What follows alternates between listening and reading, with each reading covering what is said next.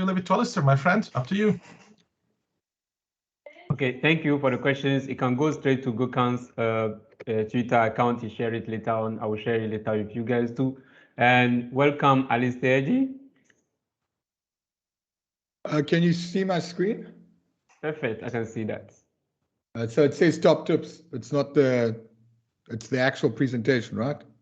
Yeah. Yes. Yeah. All right, great, fantastic. Well, welcome everyone to, I don't know how often the Ghana user group runs these sessions. Abu, how often do you run these boot camps? We run it on a monthly basis. On a monthly basis. All right. Well, great.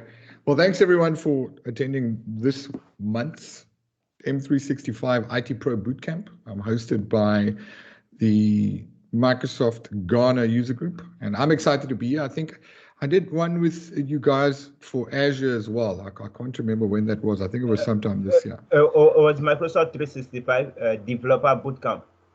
Was it that one? I can't remember which one it was. Yeah, I think I spoke about information protection at the time.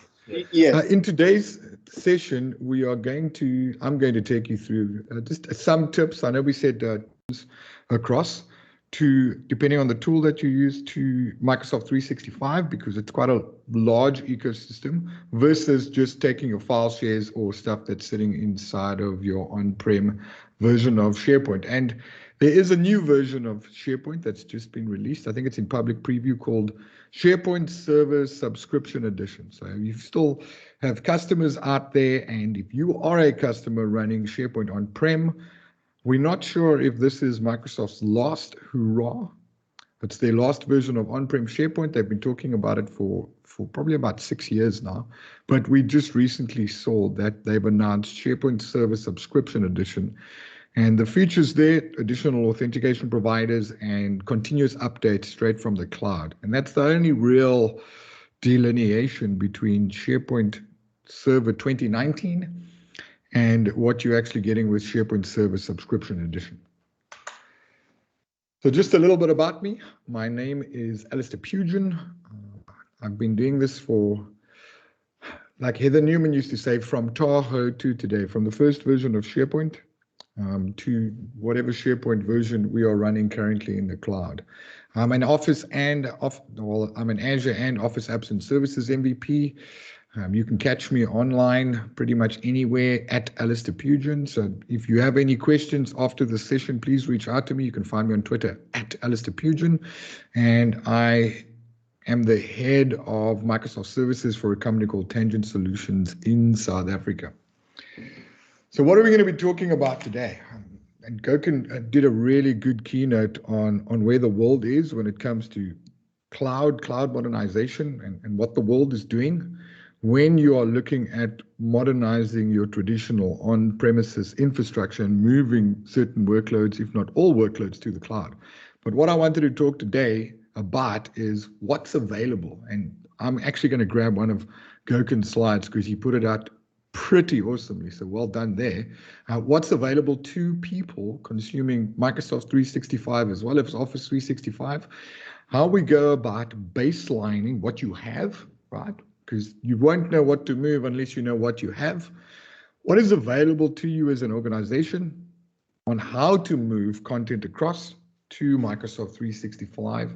What goes into the planning, and it's very important that you plan up front before you start moving. In the old days, we had customers that would move, and halfway through the move, they realize, well, we've left things out, and they roll back, and you don't really want to roll back from the cloud. And then my final thoughts on what I believe is the best possible approach when looking at moving or digitally transforming your on-prem environment into the cloud. Yeah, we good? All right. So let's have a look at the what. What's available, right? And let's understand the why. And it's important to know what your digital estate looks like. I spoke to a customer probably about a year ago, and they were looking at moving to the cloud for various reasons, not just Microsoft 365. They had quite a lot of workloads. They wanted to move to Azure. And we asked them, well, they've got 2 data centers in 2 different buildings. And the one guy had a computer sitting under his desk, and there was a sticker not a sticker. What is that stuff? There was tape over the power button, and they put the masking tape over the power button, and it says, "Don't switch off ever." And their fear was that if they were going to switch off infrastructure that's been running for 10, 12 years, that the disks would actually disintegrate because the spindle would just explode. So it's vitally important to understand what you have, because this is the world that we live in today, right? Like Gokin said earlier on, it's no longer a flat hierarchical structure. We've got data everywhere, and we can't build out those silos anymore. And in today's world, content sits everywhere. If you listen to what Microsoft has said and you follow the Knowledge Insights team and you have a look at what Chris McNulty and his team has done around Viva and where they're going with document understanding, it's really about moving from, and I call it ECM 2.0 because not much has changed, but AIM and Gartner got together in 2017, 2018, and they put ECM to bed, Enterprise Content Management to bed, and they created this concept of content services. So if you had to Google Microsoft Content Services, you'll see where Microsoft is heading with what they believe the world looks like today. And it's no longer a single point of entry with one version of the truth. You've got content in various areas, various workloads, various clouds that you want to connect to and represent visually to the user. And what Microsoft has done with Microsoft Teams is brought that ecosystem together. And now you have a platform called Microsoft Teams that is your single pane of glass into your content silos. In the beginning, we called it information methane and content black holes, right? Where you don't know where the content is, but you connect to it and you surface it that way. And the old SharePoint architects of yesteryear have really been playing that custodian of gluing your content sources together and bringing it together so that you can consume that.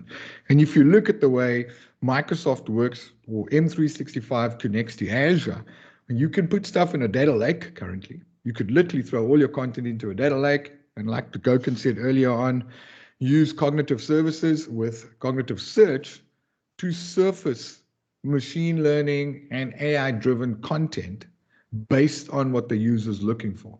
And he's 100% on the money when he said that this ecosystem is going to grow in a decade or two where you're no longer manually classifying information. It's actually done based on your ML model on the back end with a bit of AI on top to represent that data back to you. And we've seen that come to fruition now with Project Cortex, SharePoint Syntax, and what they're doing around the Viva experience inside of Microsoft Teams, and how document and is it called document understanding? I think it's called document understanding. How document understanding is now being powered by AI, where you can actually throw a body of content at cognitive services in the Microsoft clouds, be it Dynamics 365, be it Microsoft 365, or be it Azure, and that content is now identified, classified based on the models, the entity models that you teach through machine learning, the AI to use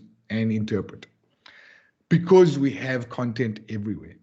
Now, when we look at where this content is and where you'd want to get to, it's very important to understand what is Microsoft 365. You know, and there's the Microsoft 365 side, and there's the Office 365 side, and there's a clear delineation between the two. So when we look at Office 365, which is where your content would go to, now the M in the, if you replace the Office 360 or the O in Office 365 with the M in Microsoft 365, the glue really is you get a Windows 10 desktop, and then you get enterprise mobility plus security, mainly the security side, where you get endpoint management and you're managing the desktop, and you get all the conditional access stuff, and we'll talk about security at the end. But this is a nice, and it's still valid today, it's a nice infographic or deck or periodic table created by a good friend of myself and Gokin's, Matt Wade. And I think this really gives you a view into what's available in Office 365 when you say, okay, I want an Office 365 tenant. We no longer just have a product called SharePoint that sits there. Right now, SharePoint is the content delivery network for most of the squares that you see on the screen. Mail would connect to SharePoint. Teams uses SharePoint as its content store and its metadata store. Power Apps can connect to a SharePoint list. Power Automate can initiate workflows off SharePoint. It's the same with Planner and To Do. They all connect through Teams to your backend systems, and then you've got, well, they call it Office 365 or Microsoft 365 Groups, which is your membership provider service that manages your permission modeling into all of these tools. And it's vitally important to understand what you're buying and what you can consume before building out your information architecture when it comes to moving your SharePoint on-prem or your legacy ECM system or your file shares or your home DIRs, and we'll touch on that now, to this platform, because where do you put things, right? When to use what? And it's important to note how you can start consuming. And again, Gokhan's slides were 100% right. 19th century, 20th century, 21st century. We in the 21st century, right? And this is what the tooling looks like in the 21st century.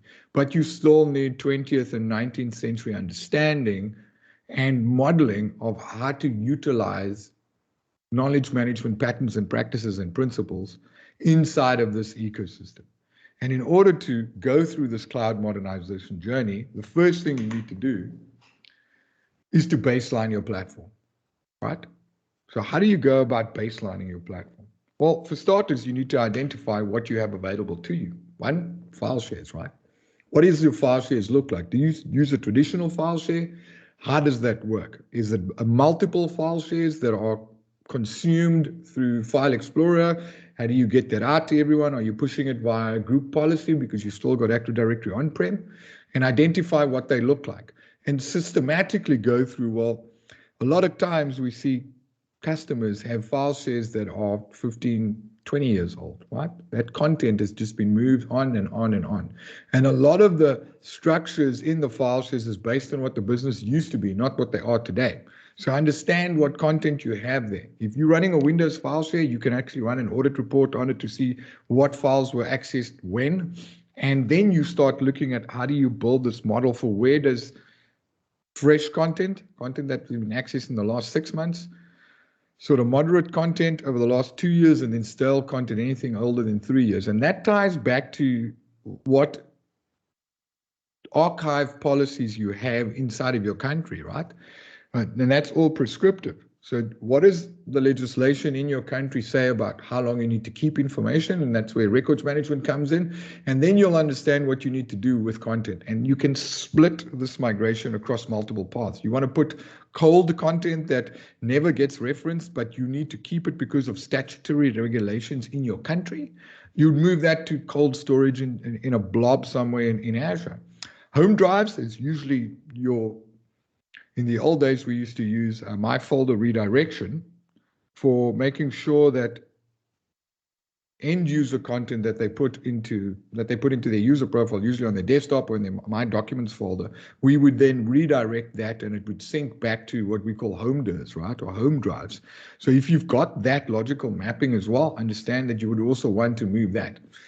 Next thing to look at is SharePoint. And if you're still running SharePoint on-prem, what is being stored in SharePoint? And you apply the same rules you'd apply to your file shares. How relevant is the content? When was it last accessed? What do you do with it? Do you archive that site and stick it somewhere on warm storage so that it's not hot storage, so you don't pay too much for it, even though with SharePoint Online, you get quite a lot of storage for free, but if you go over that, you might want to consider using blob storage inside of Azure, and then surfacing that content through Microsoft Search with a connector. Other thing to consider is legacy enterprise content management systems. And we've all known, if we don't know, we probably worked with these tools. OpenText, Content Server, or LiveLink in the old days, Documentum, FileNet, FYI, HP Trim Tower. What else is there? There's Hummingbird, also well known, Alfresco. These are those legacy ECM systems that before SharePoint became enterprise ready, a lot of organizations rolled these big monolithic applications out where they'd store their document, well, they'd implement document and records management for archiving purposes. And there's a lot of organizations that still run legacy ECM, Documentum being a big one, LiveLink being the second one, LiveLink probably the biggest, then Documentum, IBM Content Management, a few others. And also look at repurposing existing applications that you have on-prem. And it's funny because that second last slide that Gokhan had up about 19th, 20th, and 21st century.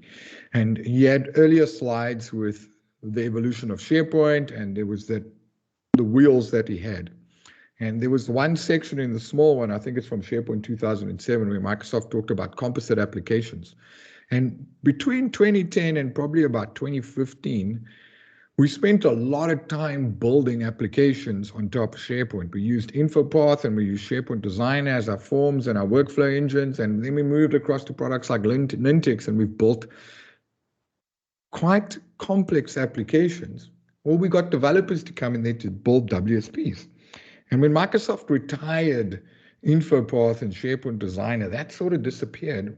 But what Microsoft was doing in the background, they were building their own BPM platform, when we know that is Power Platform today, outside of the Power BI side, but you've got Power Apps, Power Automate, and you've got Power Virtual Agents. And those are very powerful, no pun intended there, they are extremely powerful BPM tools. And Microsoft has come full circle from the old days using SharePoint on-prem with SharePoint Designer and InfoPath to where you're sitting now with SharePoint Online, Power Automate, and Power Apps, and it gives you that same functionality. So have a look at your app ecosystem and consider moving that to Microsoft 365, because you are going to be using Teams as your single pane of glass, and you can now either re-architect, refactor, or rebuild, or repurpose the applications that you have running on-prem into a Power App, or into a Teams app, or into a SharePoint app. You could possibly repurpose that and then surface those applications inside of Teams. So it's important to understand what you have on-prem and then do a logical mapping and saying, and they talk about the 5, 6, or 7 R's of rationalization, right? And this is really where you start looking at what you have on-prem and how you can digitally transform your organization from a cloud modernization perspective into the cloud, because these things are available and it's not that difficult. So how do we go about doing this, right? I mean, it's quite a journey. I used to say hybrid is a journey, and when we look at it now, hybrid might even become an end state, because there's things that you would still want to keep on-prem that you don't necessarily need to move. And Gokhan was talking about the tooling that is available to organizations when looking at moving your on-premises content, not only in file shares, but also in these ECM systems outside of SharePoint, that you can actually move to the cloud. So what's available to you right now? Right now, what can you use straight off the bat when you want to move content from wherever to Microsoft 365? And I'll talk through all of these. The first one, well, there's a few of them. Microsoft's got a SharePoint migration tool, and they've actually bought a company called Mover. If you go to mover.io, Microsoft's actually bought that company, and if you go into the SharePoint Admin Center in M365, you can actually perform a migration straight from there. It will launch Mover.io's application, and from the screen you can actually see it doesn't only do SharePoint. You can actually move, and we use it quite extensively for customers that are wanting to move from Dropbox, from Box, from Google Drive to SharePoint or to OneDrive. And there's a few other connectors that's available to you if you are wanting to move from legacy systems that's in the back end. So they do have quite a few connectors that will migrate content in multiple repositories. And I'll talk about file server content in a bit. But Microsoft's actually spent money, bought a company that allows you to really, with really nice interface, to logically map this, not only for SharePoint Online, or for SharePoint On-Prem, but also other applications that you want to use in order to move. They've also got the traditional SharePoint migration tool, which will take your SharePoint On-Prem content, just your SharePoint On-Prem content, and migrate it to SharePoint Online. And I've got another screenshot of what that looks like. And those tools are free to you because you have an M or an O365 subscription. There's some nice documentation on the back end that will take you through how to do this. There's a few connectors that you need to deploy. You need to make sure that that Mover can actually connect to your tenant, and you actually put some stuff inside of Azure from an app perspective. And then away you go, you do your logical mapping.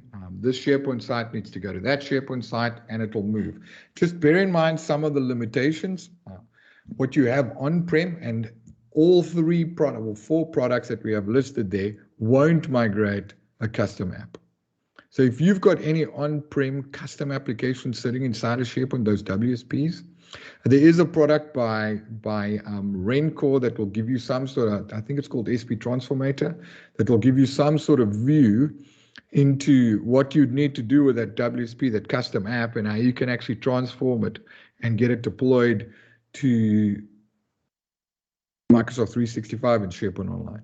You can also start looking at what that app looks like, and if you started building applications on-prem using the app model, it gets a little bit easier because Microsoft has been preparing for this. Depending on how old your applications are, if it's still a WSP, no chance. If it's a dot app, if you're using the app model or you started using the app model back in 2016, chances are you can move that across. Bear in mind that the technology stack in SharePoint Online from a development perspective is completely different. The tool chain is different. The workbench is different. It uses the SharePoint Foundation, not SharePoint Foundation, the SharePoint framework. So have a look at what the tool chain and everything else is that is available to you when you are wanting to migrate the applications that you built on top of SharePoint. ShareGate, great tool. We all know them. There's a new series out by ShareGate currently. They've got a new video series out on migrating to Teams, which is quite exciting. It's quite funny to watch. They've been around since the beginning of time, not as old as AvePoint, but they revolutionized the migration industry where they charged you not per gig, you just bought the product. I think it's like $4,000 or $5,000 and you can migrate everything. And they also do Nintex migrations, which is quite cool. The next product, these are paid for products, is AvePoint. AvePoint's got a few migration products. The one that we use quite extensively is AP Elements Fly. Easy to use tool. It will also do your Exchange migration, which is great, and it will also migrate Teams. I think they've got a Slack to Teams connector. So if you are moving from Slack, it will pull your Slack message data across as well. The last one I want to talk about, which is the one that excites me quite a lot, is Zilio or Xleo. I can't pronounce the name. I usually say Zilio, Xleo. And what they have, which the other guys don't have, and I really love their tooling, is that they've got connectors into legacy ECM systems like OpenText Content Server or LiveLink. They've got a Documentum connector. They've got all the legacy ECM products that you have out there.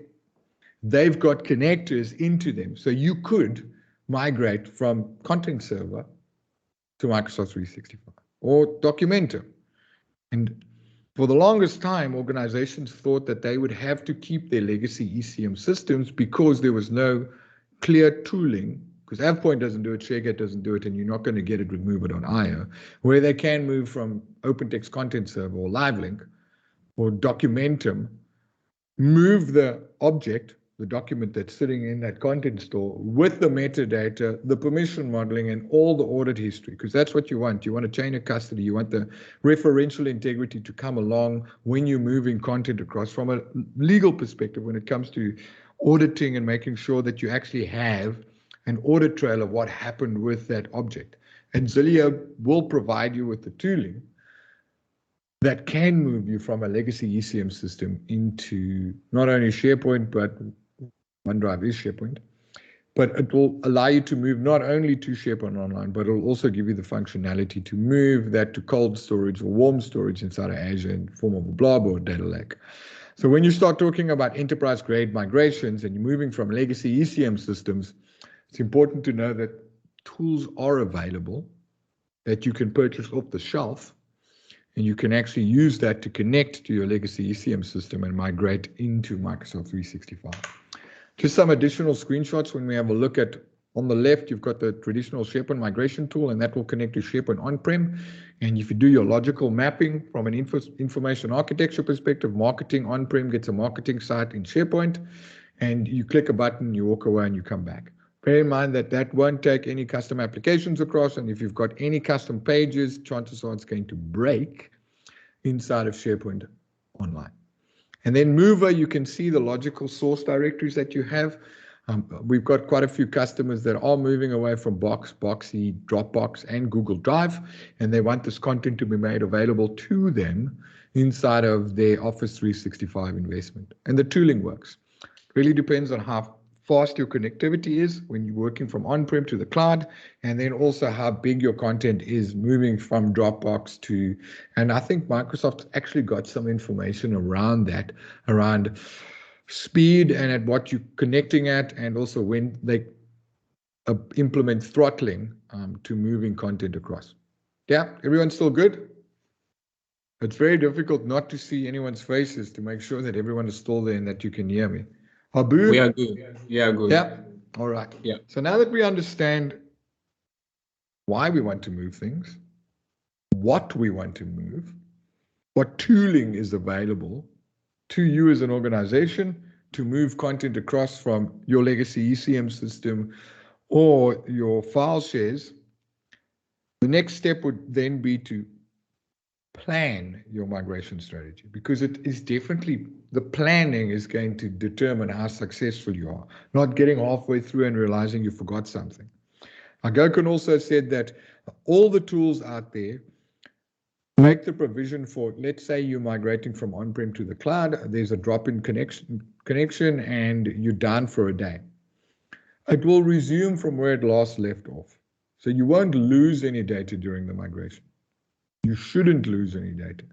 If you're moving from something like Dropbox or Box or Google Drive, and you're moving to SharePoint Online, naturally it's not going to take the permissions across because your permission modeling is different in the cloud. But it should take your audit trail, your audit history, and the object with the metadata across as well. So be wary what it can migrate and what it can't migrate. Looking at Zilia, Zilia will move your content from OpenText Content Server, and it will move your workflow history and the objects associated with that workflow, but it won't move the actual workflow, it won't migrate the workflow map, and it won't migrate the form. So I understand, depending on where you're coming from, what it's going to take across. Also, from a file share perspective, it's not going to take your file share permissions.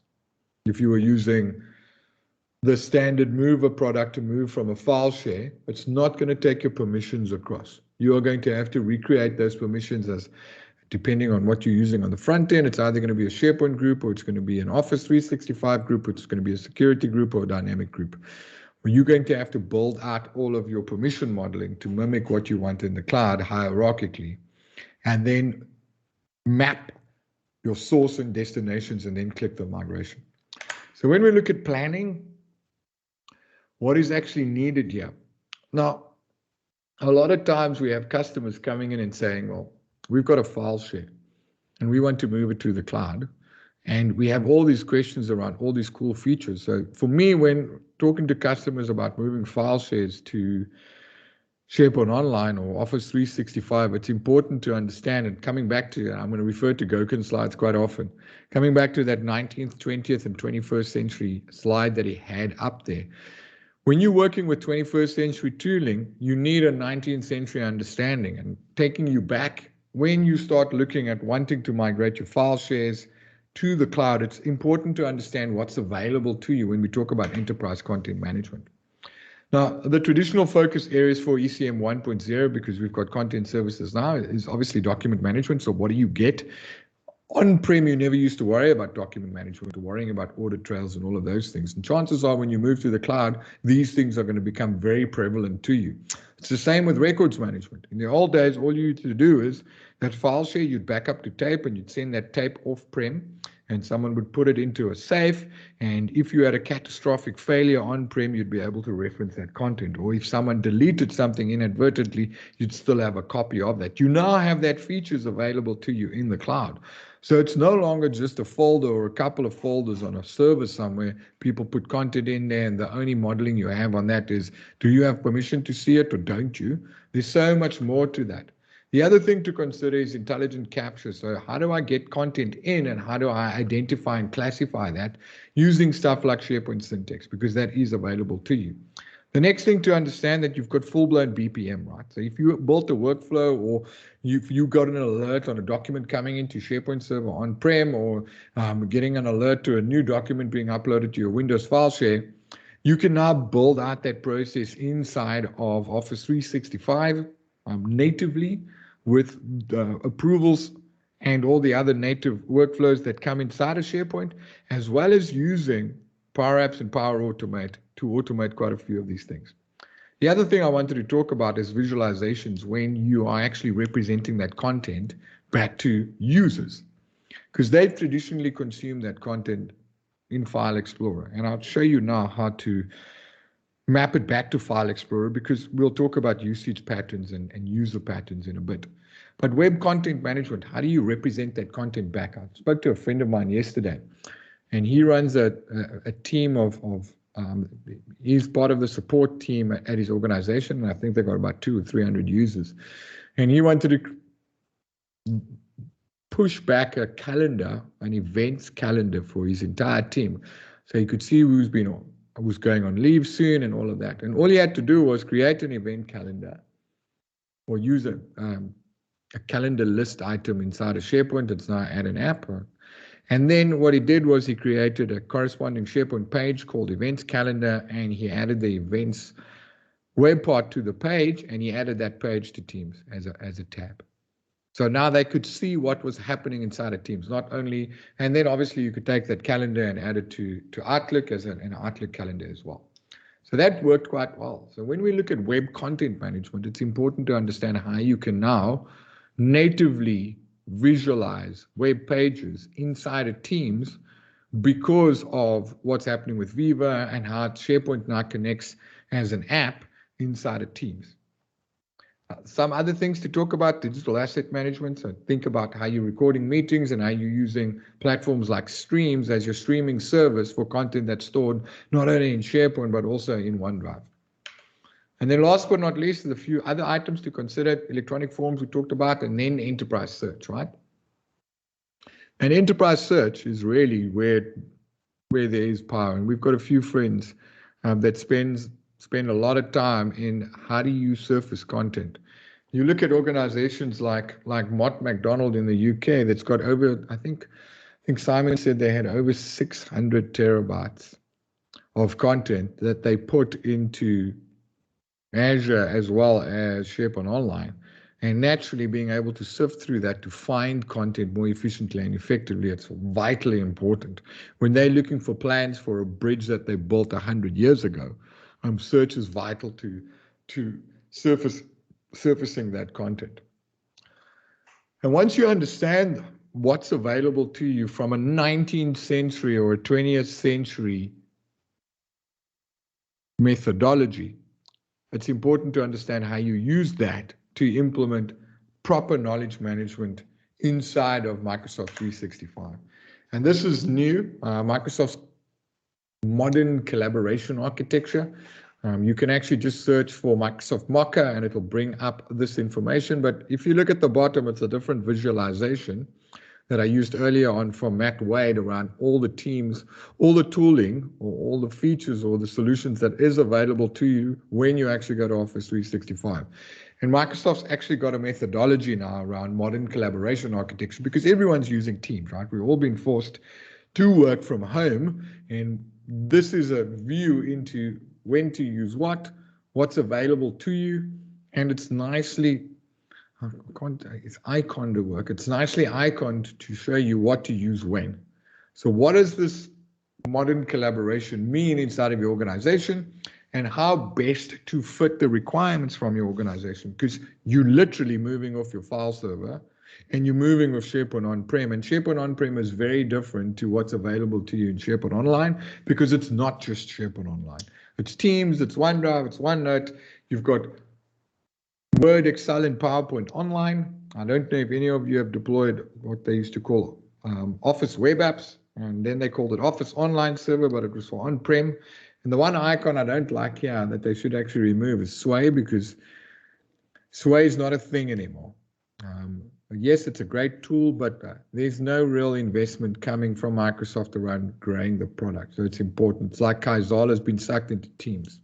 So keep wary of Sway. I don't think they actually use Sway. No, they don't. Sway is not represented anywhere on this on the modern collaboration architecture slide.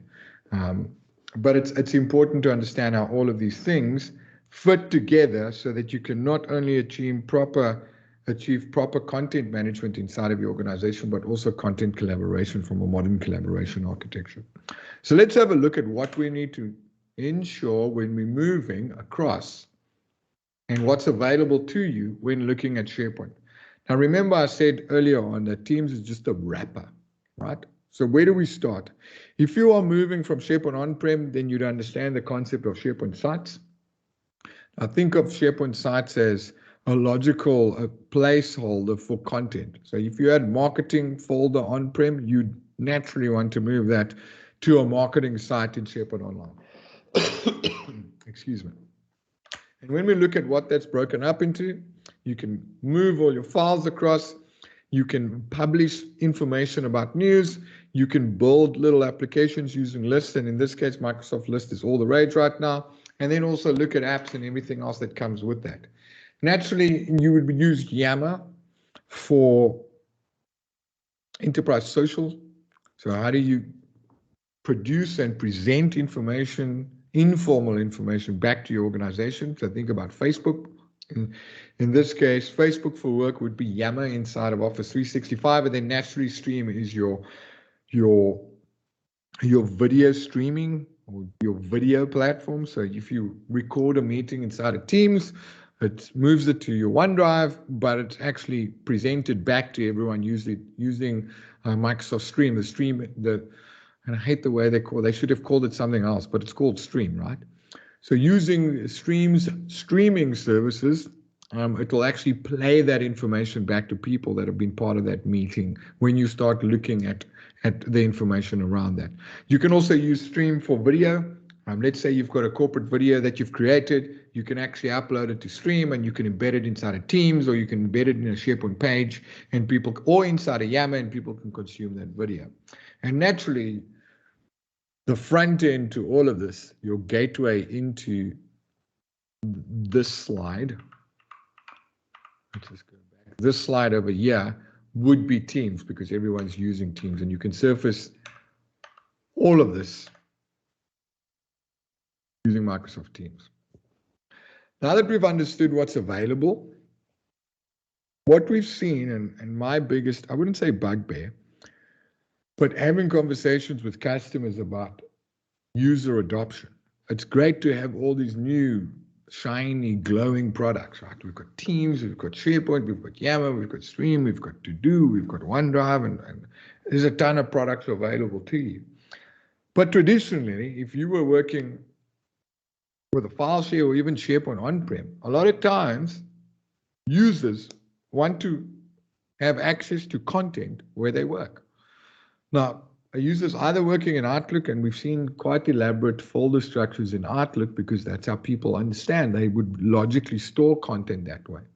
Or they'd go into File Explorer, and when you look at the file shares and their actual My Documents folder, structurally it would look great. And now we're saying to customers, hey, you actually need to move away from that file share, and you need to start using products like OneDrive and SharePoint to store your content. And customers say, well, listen, it's too much. We are used to working in File Explorer or Windows Explorer. That's where we live. Please don't expect us to open up a browser or open up Teams. And now that's how we upload content or download content. So when you start approaching the usability side of things, and customers can't adopt Teams fast enough, or they can't adopt SharePoint or Yammer, understand that there are ways to bring that file consumption experience back to File Explorer. And I'm very excited about this because these are things that customers don't generally look at, right? So OneDrive is an amazing tool. And I'm not talking about the OneDrive if you go to onedrive.microsoft.com, where you can stick stuff in the cloud from a storage perspective, because that's not really OneDrive. That's actually SharePoint on the back end. They just call it OneDrive. I'm talking about the OneDrive Sync client.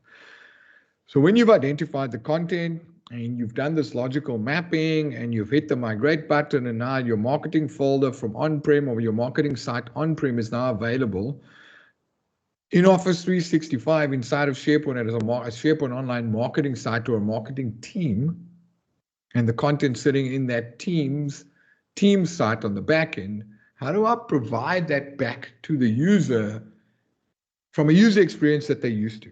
Now, there's a few ways of doing this. First thing we want to do is we want to look at OneDrive. It's not called backup, but OneDrive, the new OneDrive Sync client, and it's not new, it's been around for more than 2 years. You can now, in the same way that you did my folder redirection for home DIRs or home drives, you can now use OneDrive to do that. So OneDrive will actually back up known folders. It's called a known folder move. It will actually back up your user profile, your user's user profile. So it will grab everything on the desktop, it will grab everything in your picture library and everything in your documents library from your user's user profile, and it will stick it up and it will back it up to OneDrive.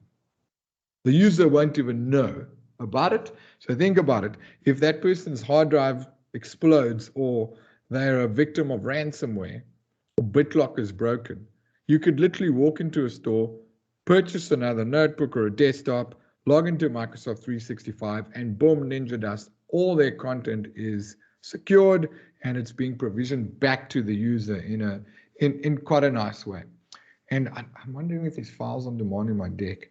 We'll also talk about files on demand in a bit, because that allows you to only consume or store content based on where you want it stored. Now, this is the first part. We can now back up a user's home DIRs back into the cloud, or not back into the cloud, but you can back it up to the cloud and present it back to them like nothing's wrong. So that's the first thing. The other thing we don't really talk about too much is OneDrive Automatic. Now, remember I said users are consuming content on that H drive or that S drive or that Z drive, and it's whack server name, whack whatever folder share, or if you've mapped it back, it's usually a Z or an H drive, and they've got access to file shares through File Explorer. And moving them to the cloud, you obviously want them to use Teams or SharePoint, so they're opening up a browser, they're using the Teams client. And a lot of customers are saying, well, shit, man, our users don't live in Teams. It's going to take quite a while from an adoption perspective to get them to consume Teams. We still want to give them that File Explorer view. Now, remember, you're going to say, well, marketing, you'd have a marketing AD group, and there were users belonged to that AD group, and you take that group and give them permissions to the marketing folder on your file share. With OneDrive Automatic, you can do the same thing. So now you've taken that file share content, that SharePoint on-prem content, and you've given marketing and all the users that belong to the marketing team or the marketing division or business unit inside of your organization, you've created an M365 group or a security group or a dynamic group called marketing, and you've added those users to those groups, to that specific group. Now, what OneDrive Automatic will do, it will actually, because you've naturally now migrated that file share from the marketing folder to a SharePoint document library in the marketing team site that the marketing team belongs to, and all the members that belong to the marketing team will have access to this. You can now mount that SharePoint library back to the user's desktop through File Explorer using OneDrive Automatic. So when they log in and they open up File Explorer, they will no longer see that file share anymore because you decommissioned that, but they will see a mapping back to File Explorer using the OneDrive Sync client. And it would be as if they are working with that content in File Explorer, even though it's stored inside of SharePoint. They won't know. The icon changes, right? So you can use OneDrive Automatic to give them the same user experience in File Explorer before you start transitioning them to consuming Teams or SharePoint or anything in the cloud. The other thing that you also get is versioning, right? So you get version history inside of OneDrive, inside of SharePoint. You also get that same version history now available to you inside of File Explorer, which you didn't have with mapping a SharePoint document library using WebDAV back to your desktop, because you could do that as a mapped network drive, and you didn't have that either. So when we look at sharing as well, file shares on-prem, you couldn't share it externally.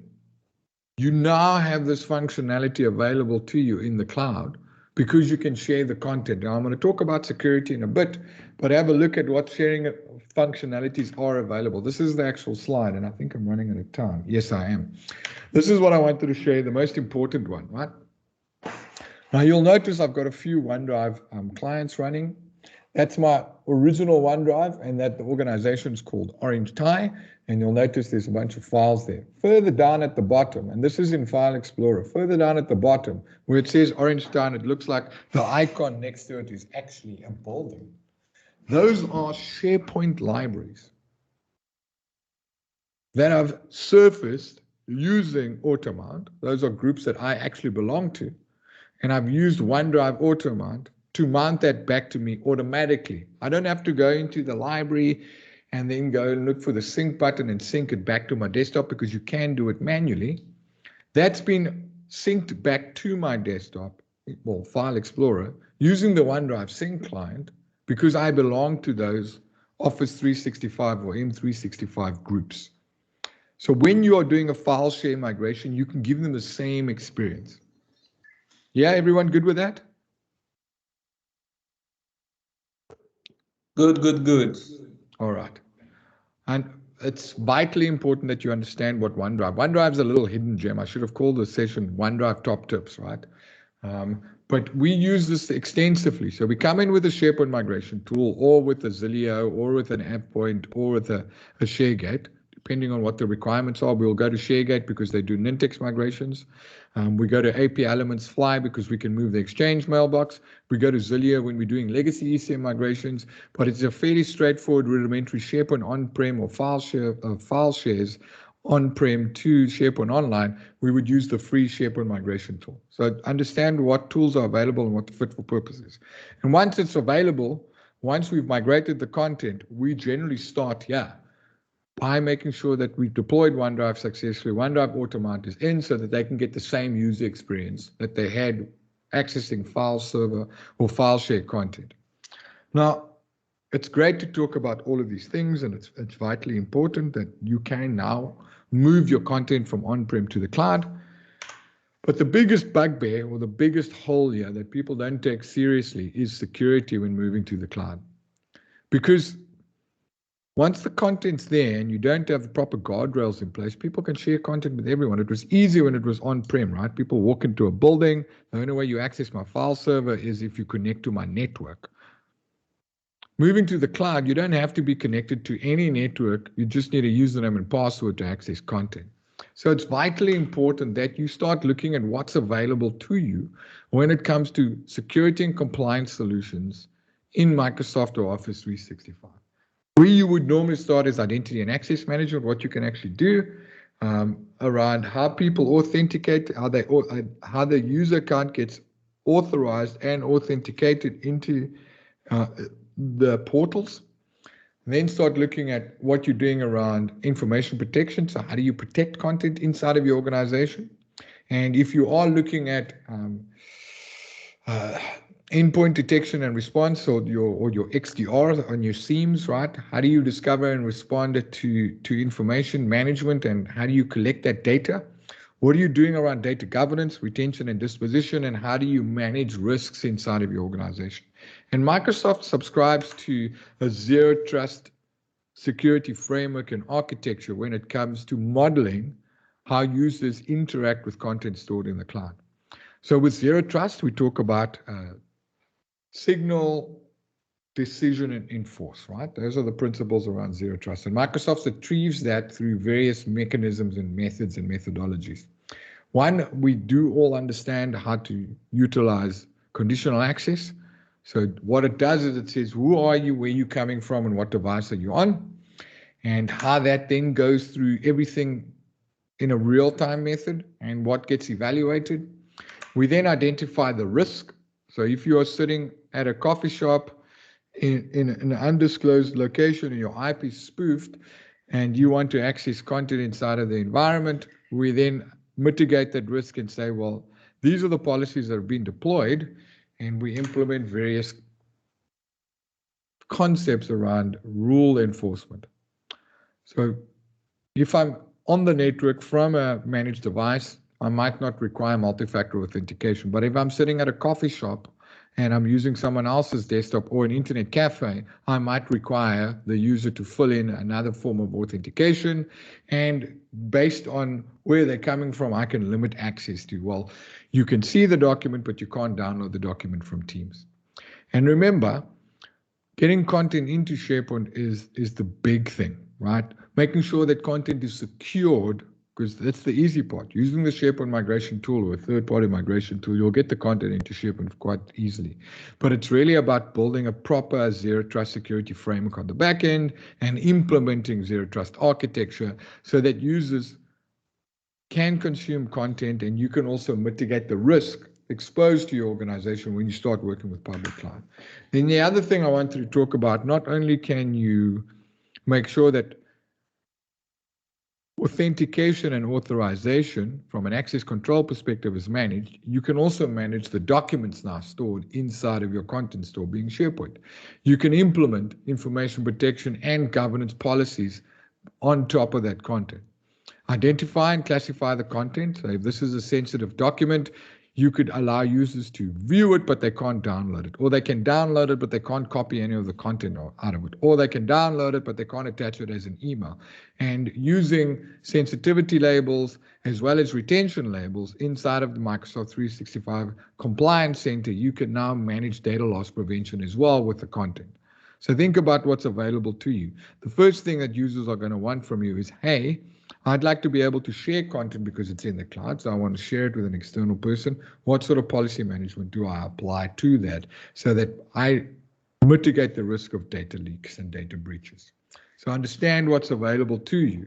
And these things from a planning perspective, you want to get implemented up front before you actually do the migration. Because a lot of times you conduct the migration, the content's in the cloud, and now all of a sudden people are sharing company confidential information, not necessarily because they want to, but because they didn't know that it was confidential. So make sure that you build out your security or your secure trust framework up front, implement all those guardrails, and then hit the migrate button. Or have those policies defined and publish them after you've migrated and once you've given users access. Some final thoughts from our side. As much as we want cloud modernization to be exciting and we see the value of the tools, understand that your users don't necessarily understand what's available to them. Change management is probably the biggest budget that you should apply for out of all of these things. So if you are spending $10,000 on conducting the migration, spend 3 to 4 times on that on change management. Understand what transition your users need to go through, understand the literacy skills and the maturity of your organization before you move to the cloud so that your change management program and plan is implemented correctly. Because it's a transition. People are going to transition from the old ways of working to the new ways of working. Communicate that efficiently and effectively to all users and stakeholders inside of the organization. Understand that not everyone learns at the same pace. So implementing proper, concise training for users for the new way of working is important. And governing that effectively and efficiently so that users don't get a bad experience. And then lastly, mapping back that training and change management guide to what your user personas are. Because finance is going to work differently to content than marketing. Sales is going to work differently to content than manufacturing. They're going to have access to different content and understand from a maturity perspective what the maturity is of your users. Some users might need light training. Other users might need extensive training. And so that you can ensure that the user experience for the users moving to the cloud is of equal or better quality than what they're currently doing. Vitally important. In closing, there is no silver bullet to migrating content to the cloud. A lot of effort, a lot of time, a lot of planning goes into this. It's not just like you can take your file shares and move it to the cloud and people are going to use it efficiently and effectively. Because with great power comes great responsibility. And that's I don't have that slide. That is a Spider-Man comment. And there's usually a Spider-Man slide in one of these decks. And I don't have it in this deck. So my tips to you, I hope you've enjoyed the session. Get structured and make sure that you can actually bulletproof your migration strategy. I will be sharing these slides with everyone. There's some resources that will be available to you. Have a look at the M365 maturity model from the Microsoft community. This is not run by Microsoft. You can also access a lot of that from the M365 community docs on GitHub. And Envision IT is done. I don't work for Envision IT, but I do like the maturity model examples when it comes to building out your user personas. So understand what a day in the life of a user is, and have a look at their use cases example to migrate content to Microsoft Teams. And that's it for me. Thank you very much for your time. If you need to get hold of me, reach out to me at Alistair Pugin on most of the social medias, Twitter, Facebook, LinkedIn. I'm not on TikTok or Snapchat, so you won't find me there. You can also have a look at regarding365.com, both on YouTube and on Medium. And so if you go to just regarding365.com, you can find my post there and probably link to our YouTube channel from there as well. So thank you very much. Any questions? I'm going to switch off my slides. There's quite a few people. Yeah. Thank you, Alistair. Let me remind quickly, Alistair was giving us a top 10 tips for successful migrating from SharePoint and file servers to Microsoft Teams. So the audience, any question? We are waiting. Alistair is still here, and we're happy to answer all your questions.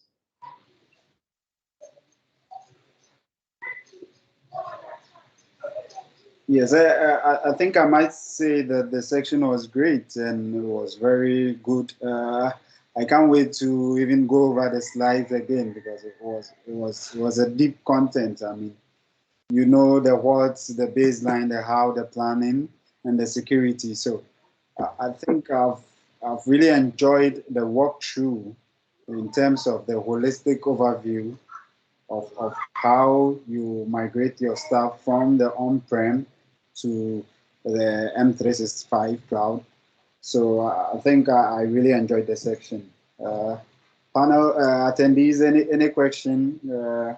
Look, Alistair is still around, so let us hear your question.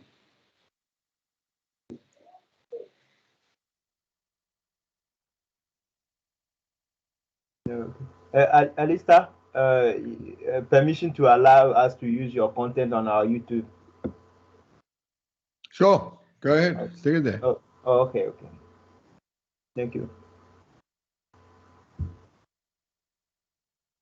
Is that it, people? Just a show of hands. How many people are still on-prem? I just hit the hand emoji. Or thumbs up. Are you on mute?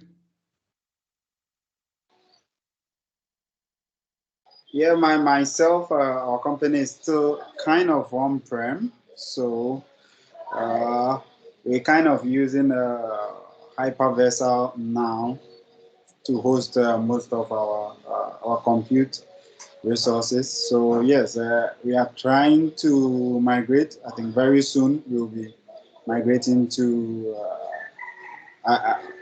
Azure. So yes, we are still in the planning phase. So very soon we will move. Azure Migrate uses the Azure Site Recovery on the back end.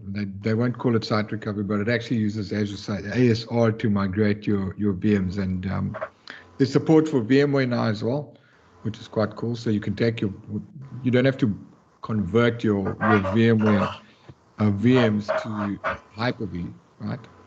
You can actually run VMware in Azure as well. So they're making it a lot easier for you to get your content into the cloud. Alistair, I get this question always, like, what is the best migration tools to Microsoft 365? It really depends on what you want to migrate, right? So the SharePoint migration tool, there's also an assessment tool as well. So what you'd normally do, if you're going from, let's say you're going from SharePoint 2013, right? So you got SharePoint Server 2013 on-prem. First thing you'd do is you'd actually go into, obviously you're going to spin up the tenant. You don't need any users in there. You can literally log in and you download the SharePoint assessment tool. It's actually called SMAT, SharePoint Migration Assessment Tool, and that will assess what you have on-prem, and it will give you an idea of what can be migrated and can't be migrated. And once you're happy with that, you then either use the first version of the SharePoint migration tool, or you'd use mover.io, and you'd connect that to your on-prem SharePoint environment, and you do the logical mapping, create all the SharePoint sites on the other side, because it doesn't create the sites for you, and you click the button and use that, and that's free. That comes free, right? You use mover.io to do your file shares as well. And if you're moving from Dropbox or Box or Google Drive, mover.io is free. So you can move your file shares and SharePoint server on-prem to the cloud for free. You don't need to buy an AvePoint or a ShareGate unless you are doing quite big, heavy lifting. You're doing big migrations. So think of hundreds of gigs or thousands of gigs, terabytes worth of content. Because what's nice about AP Elements Fly, you can run multiple versions, well, not multiple, they call it agents. So you could run parallel streams to get your content into Office 365 faster, because Microsoft sees people uploading content fast, they start throttling the connection in. And that's what you'd use multiple agents with Fly to actually run multiple concurrent sessions to migrate your content. And then if you're moving from a legacy ECM system like OpenText LiveLink or Content Server, it's the same product. Documentum, FileNet, FYI, IBM Content Manager, Hummingbird, HP Trim, you then go for a product like Zilio, and it's not cheap. The product itself is not cheap. You don't have to buy the product outright. You can rent. We are time now. This is yeah, I think Martian is already online. So please, any question, you can just forward straight to Twitter handles of Alistair G. He'll be happy to reply to you. Thank you very much, Alistair G. Thank you. We appreciate it. Great stuff, people. Enjoy the rest of your day. Cheers, cheers. Great section. Thank you.